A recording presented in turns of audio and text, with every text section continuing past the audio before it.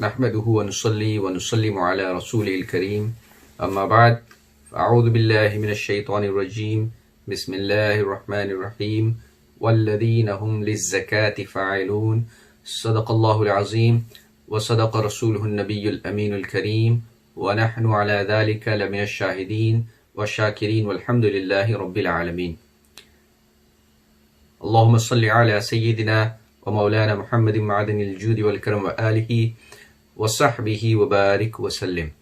Respected brothers and sisters, today inshallah I would like to discuss some of the very important aspect of zakat. Indeed, we are very much aware that zakat is one of the 5 pillars of Islam, and Allah subhanahu wa ta'ala has mentioned in the Holy Quran the fardhiyat and the obligation of zakat in various places. And it is not just the command of obligation of the zakat. With that, Allah subhanahu wa ta'ala has mentioned the reward and the virtue that a person receives from Allah subhanahu wa ta'ala when he pays zakat. Allah subhanahu wa ta'ala has mentioned in the Holy Quran regarding the quality of people who are successful. Allah subhanahu wa ta'ala has counted one of those successful people are وَالَّذِينَ هُمْ لِلزَّكَاةِ فَاعِلُونَ, which means indeed successful are the believers who pay obligatory charity, which means zakat. Now, the person who pays zakat, it is not only that he is paying the money. With the money in return, he gets the success from Allah subhanahu wa ta'ala. This includes the success in dunya and the kamyabi and the success in the hereafter. In Surah Sabah, Allah subhanahu wa ta'ala, He mentions that وَمَا أَنفَقْتُم مِّن شَيْءٍ فَهُوَ يُخْلِفُهُ وَهُوَ خَيْرُ الرَّازِقِينَ, which means that, and whatever you spend in Allah's cause, He will restore it, and He is the best sustainer. So we should bear in mind that if we are spending for the sake of Allah subhanahu wa ta'ala in the path of Allah, we are not losing our money. Instead, Allah subhanahu wa ta'ala is going to restore it. He is going to give us blessings and barakah. And who is the sustainer? Wallahu khairul raziqeen. Allah subhanahu wa ta'ala is the Razaq, and He gives us the wealth, He gives us the izzat, and He gives us everything that we have. So if we are spent for His sake, we are not going to lose anything. Instead, Allah subhanahu wa ta'ala is going to restore it. He is going to give us more. If we look into the ahadith of Prophet sallallahu alaihi wasallam, there are countless ahadith, but I would like to mention some of the ahadith which are making people aware that if you will not pay zakat, what will happen. This hadith is from Sahih ibn Khuzaymah. Prophet ﷺ, he says that there are 3 types of people who will enter in the hellfire first. One of whom is a rich person who did not fulfill the right of his Lord from his wealth. What is the right of your Lord in your wealth mean? The person who did not fulfill the command of Allah, وَآتُوا الزَّكَاةِ, and pay the zakat. The person who did not fulfill this right of Allah subhanahu wa ta'ala, he will be one of the first people who will be thrown into the hellfire. There is another hadith in Sahih Bukhari Sharif where Asma binti Abu Bakr Siddiq radiyallahu ta'ala anha, she says that once she went to Rasulullah sallallahu alaihi wasallam, and Prophet sallallahu alaihi wasallam, he commanded her something very amazing, and he said, do not shut your money bag, otherwise Allah too withhold His blessings from you. Spend as much as you can afford. What do we understand from this hadith is, when it comes to spending for the sake of Allah subhanahu wa ta'ala and for His deen, we need to be on front foot. We always be generous and we always be kind to the people who are worthy of support, people who are worthy of help, and we should always be the first one to come forward to help people, and especially to pay our zakat, because the physical deduction from your wealth, you may see that physically you are taking out some money, but this will increase the blessings in your wealth. And this is the promise from Allah subhanahu wa ta'ala, as we heard from the ahadith of Prophet sallallahu alaihi wasallam. So today we are going to discuss quite a few important aspects. The video might be a bit long, but I would request and urge you to listen to it. It is something which is first for us to know and to learn. So we will be discussing the aspect of Malik Nisab, that who is Malik Nisab, and when and how much zakat is fardh. Also, the person who has the money, the person who has the wealth, how much of his money, how much of the money he can deduct from his amount of zakat which he has to pay. We will be discussing about the mortgage and the deduction of the student's loan, etc. So there will be some very important aspects. So upon what is zakat first? When does zakat become fardh upon a person? The person who is Malik Nisab, he has to pay zakat. And Malik Nisab is the person who possesses the gold, which is $7.5, $7.5. If we look at it into the grams, it will be 87.48 grams of gold. If the person, if a Muslim or a Muslimah, male or female, they hold this much amount of gold, they will have to pay zakat on that much amount of gold. Now, we have to look at the current value of that gold. So if we look at it, currently it's roughly about 39 pounds and 6 pence, which means if a person has this much amount of gold, then he has to calculate the value of that gold according to the current price, and then he has to pay zakat of 2.5% from that whole value of the gold he or she has. If someone has silver, then the nisab for silver is $52.5. If we count it in grams, it will be 612 grams, 612.15 grams of silver, and the total, according to the current price, it will be 238 pounds.7 pence. So we could take it as 240 pounds, let's say, round figure. And the person who has this much silver, then he will have to pay zakat on it. Okay, then we have third nisab. Someone does not have gold, they don't have the silver, but they have savings. Now, if you have savings and the saving reaches up to one of these nisab, being equivalent to the gold or equivalent to the silver, which has been mentioned, that the person has to pay 2.5% of zakat on his savings, on his money which he has. What about the shares? Many people, they hold shares. So the shares are also counted as the valuable thing, and it's counted as the assets, and therefore there will be zakat on the shares too. Now, if we move forward, then somebody may not have $7.5 of gold or $52.5 of silver. They could have some gold, they could have some silver, and some amount of money. If combining all of them, they reach to the nisab. For example, if combining the savings and the gold and silver, if it reaches to the current price of gold, $7.5 gold, which would be roughly about 3,416 pounds, then zakat will be first upon that person if he has been holding that amount and that nisab for 1 year.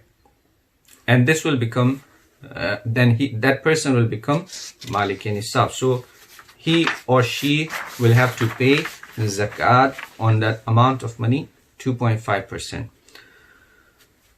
Okay, what can be deducted? That's another question many people ask. I have debts, or I have mortgage, I have student loan. So the question would be, do I deduct that amount of money from my savings and from my assets, and then I pay zakat? So we have to be very cautious about it. We have two types of debts. So the first one is, we have temporary debt. Temporary or short term, we could say. For example, when we buy the house, or if you are in need, then we take some money from friends and family. That's what we call the short term debt. Now, that kind of debt can be deducted. So if someone has £10,000 of savings, but he has debt which is short term debt, £5,000 he has to pay to his friend or family, he can deduct those £5,000 from his savings, and he will pay zakat of the remaining £5,000, 2.5% from those remaining savings. Okay, when it comes to the mortgages, so most of the people in this country, they have mortgages, and we are paying our mortgages. Someone could have £80,000 mortgage left to repay.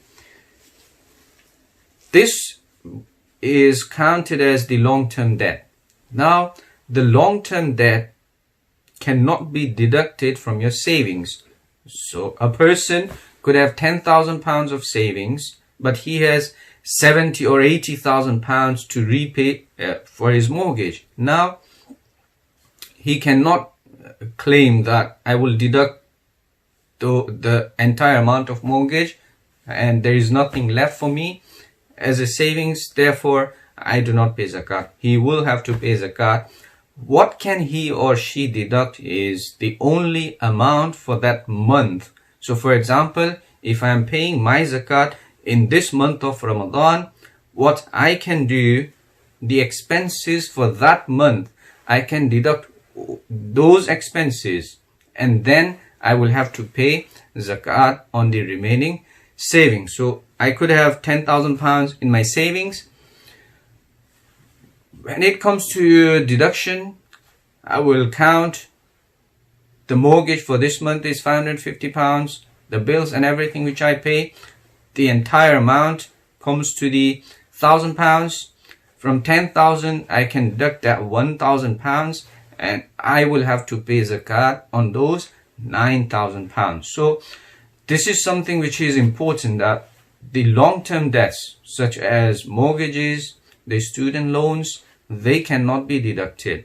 We have to pay zakat on our savings. We can only deduct for that 1 month, for that month in which we are paying we are paying our zakat in.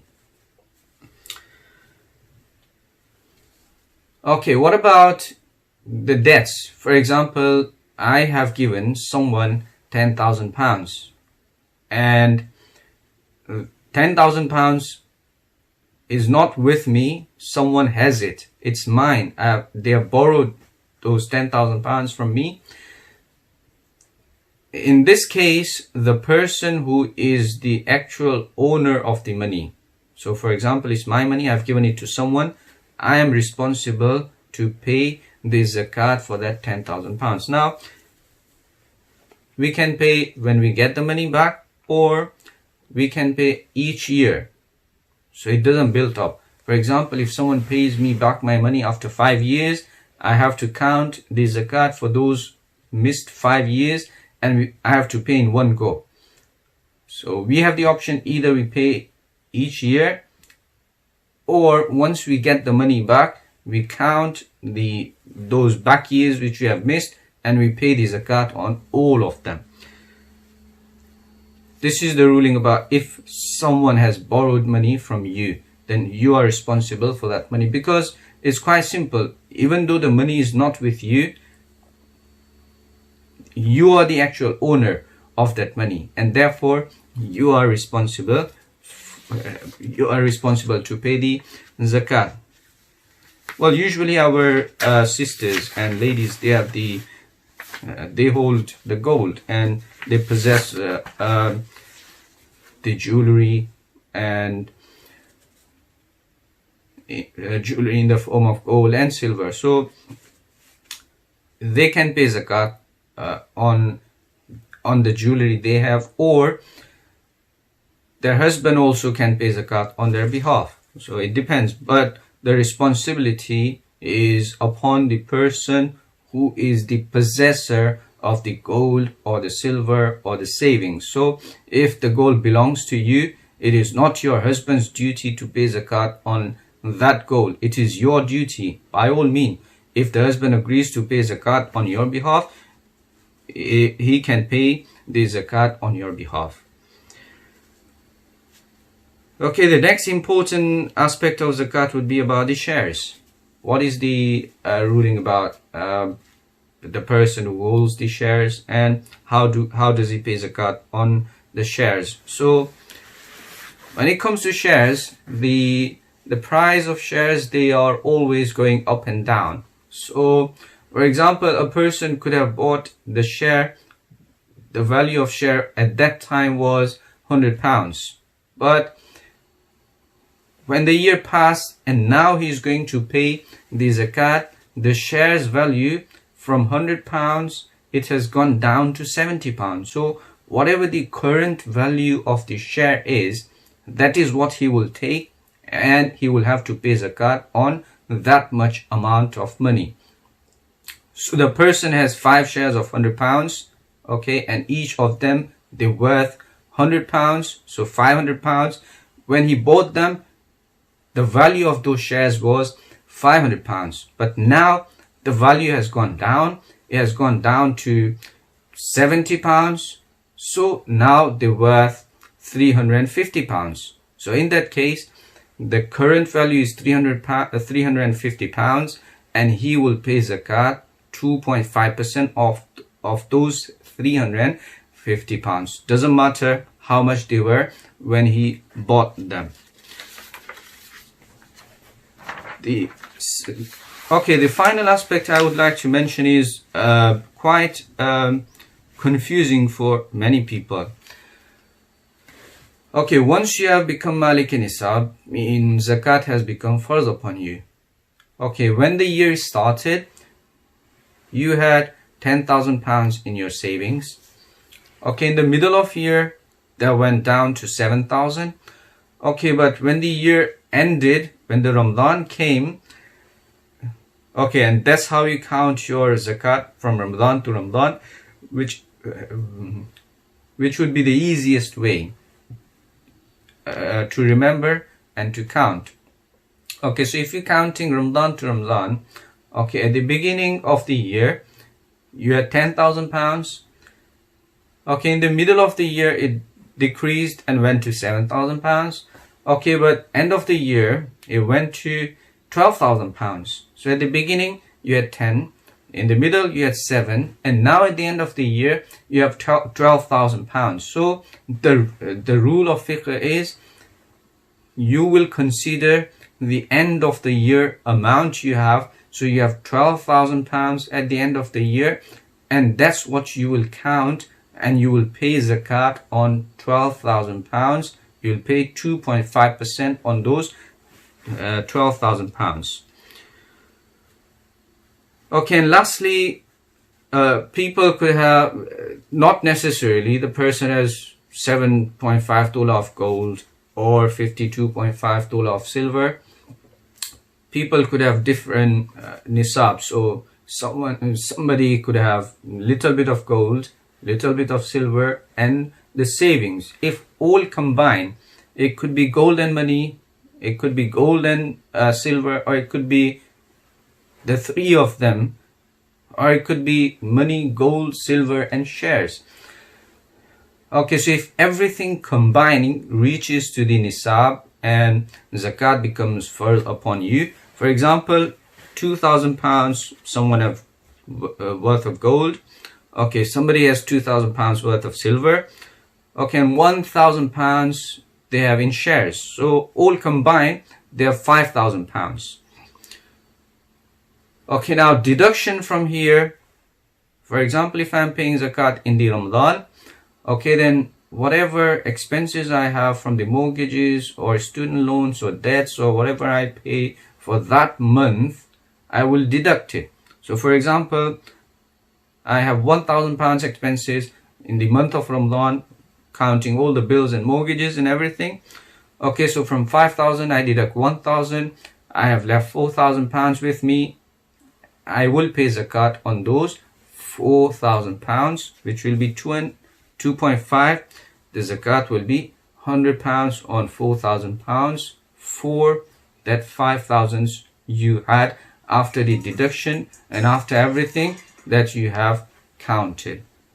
So I have very briefly explained some of the important aspects of zakat. If you have any questions or anything, by all means you can contact me, and you can contact the ulama of our city. This is the month of Ramadan, which will be very soon, in a couple of days, will be with us, and we will be blessed with this greatest month. In this month, be generous. In this blessed month, be kind to people and fulfill the rights of Allah subhanahu wa ta'ala, fulfill the rights of people, fulfill the rights of your neighbors, rights of your family, because this is what the Ramadan is about. Reminding yourself that what is right, what is something that you can do to attain the pleasure of Allah subhanahu wa ta'ala. I hope and pray that Allah subhanahu wa ta'ala give you enormous blessing in this blessed month, and I pray that Allah subhanahu wa ta'ala remove the difficulties and the calamities through the wasila of this blessed month, which will be soon with us. And may Allah give us all tawfiq and ability to respect this month, and may He give us tawfiq to continuously inspire ourselves and continuously build our spirituality during this month. وَمَا عَلَيْنَا إِلَّا الْبَلَاغُ. Assalamu alaikum wa rahmatullahi wa barakatuh.